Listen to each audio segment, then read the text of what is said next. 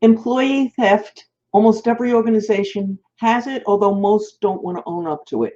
Employees stealing through their expense reports is commonplace. Weak controls, and in specific, one particular control, allow this to happen at over half the companies out there and organizations as well. Not for profits are not exempt. Okay, say that fast 5 times. It happens there as well. I'm going to give you 5 specific ways employees do this and then show you how you can make sure that these games don't happen in your shop. Hey guys, I'm Mary Schaefer from AP Now, the place where we curate the latest business intelligence for those who work in, manage, or have responsibility for the accounts payable function. Before we go through these 5 examples, I want to share with you a comment made by a controller after attending a webinar I did on expense reporting issues, specifically to comply with IRS regulations and to prevent fraud. He said, I came for the IRS regulations, but after listening to her talk about fraud, I've got a long list of changes to make in how our organization handles expense reporting. The practice that leads to all the trouble that I'm about to discuss is allowing your employees to use their own credit cards when the company has a credit card of its own. Does your organization allow that? You can let us know in the comments below. Now, I know before I get started, a lot of you are going to argue, oh, but it's nice to let our employees get points, or, our employees prefer this. And there are many other reasons why companies do this. That's great, but it allows some of the game playing that I'm about to discuss to go on. So here are 5 things that can go wrong. And the first one is refunds. Now, this might be an oversight, or it might be the employee trying to defraud the organization. It kind of doesn't matter. At the end of the day, the company is still out the money. So what am I talking about with refunds? Okay, your employee charges something on the credit card, or as we saw at the beginning of COVID, they'd signed up for a conference and they paid for it, or an air flight, and then for whatever reason, the event or the item is canceled. And so in the case of a conference, the money is refunded back to the credit card that made the original purchase. And if they bought something, let's say on Amazon, maybe a book, or who knows, whatever, the money goes back again to the card that paid for the original purchase. Now, if it was the company card, no big deal. The money comes right back to you, beginning and end of story. However, if it was on the employee's credit card, they now have to in turn turn around and give this money back to the company. Again, no big deal, except you know what? Some of them forget. Okay, and then the money never comes back to the company. There is the additional issue of if the time between the purchase and the refund, the employee is terminated for whatever reason, and the money goes back to an employee who's now terminated, their motivation, if you will, for returning this money to the organization is even less. So, insisting on the corporate card, if the charge had gone through on the corporate card, this would not even be an issue. We wouldn't even be talking about it. The next item I want to talk about, I'm willing to bet most of you have never thought of. And the situation is this, okay? I always fly out of the Philadelphia airport. And let's say I've got a trip to San Francisco. I get on Expedia, and there are 45 different flights, 45 different prices. But let's say the flights range from $500 to $1,500, which probably is not that far off as to what we get now, or maybe it's a little on the cheap side. Anyway, whatever, 500 to 1,500. The $500 flight is the one that has 2 stopovers. The $1,500 flight is the refundable flight.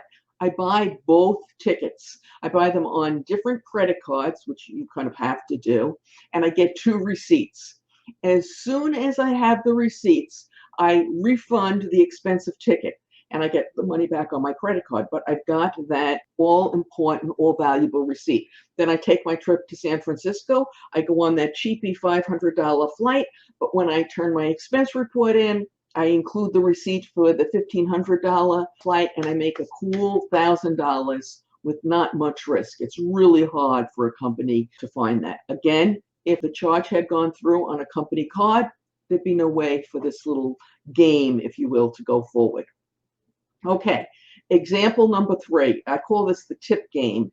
And this is, in my estimation, pardon me for editorializing here, but I think disgusting because the person who does this is taking advantage of somebody who is relying for their income on tips. So I go out to a restaurant, we go out for a meal, and let's say the bill is $100 because I like to do even numbers, and I leave a 15% tip. So I leave a $15 tip on this $100, okay? Not very generous of me, but it is what it is.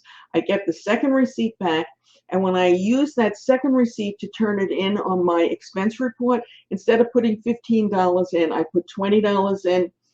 I tell the company that the meal was $120 and I make a big $5.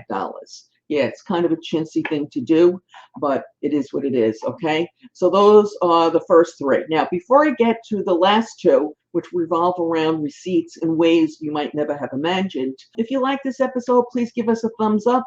And if you love it, please subscribe. We produce new content for the channel 3 times a week. Tuesdays and Thursdays are devoted to payment and accounts payable issues, and Saturdays are reserved for Wordle. And by the way, your likes and comments signal to YouTube to share this video with more people. So we thank you from the bottom of our hearts if you take a moment to hit the like button or add a comment. And personally, I read all the comments and I like to hear what you have to say. So it's good information for me. Okay, issue number 4. An employee gets a receipt and they alter it so that it looks like it's for more money, and then they turn it in on their expense report. Obviously, if it was a company card, there'd be no opportunity, if you will, to do this. Okay, and potential problem number 5 goes like this. I go out to a meal, I get my receipt, and it's, you know, that little crummy paper, and I put it in my purse, and then it gets all wrinkled. I don't want to do all that. Plus, I might lose it. So I take a picture of it with my smartphone, and I email it to myself. No problem with that. And I have a nice clean receipt to attach to my expense report when I do it.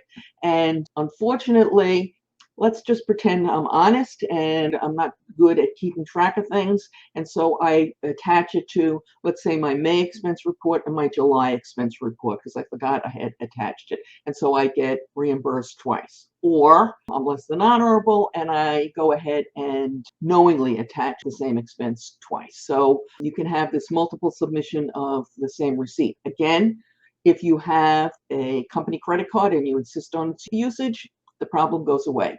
So I think it's pretty obvious that all these headaches could be eliminated by simply requiring that the employee use the company card for business travel. It's a best practice. Do you agree after listening to me give you all these examples? Let us know in the comments below.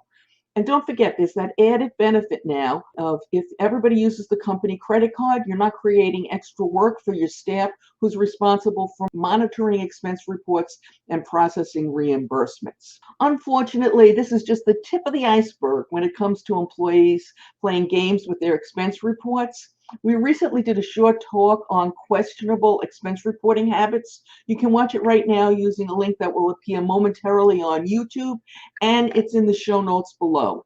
As always, we greatly appreciate your thumbs up, your subscribes, your shares, and your comments.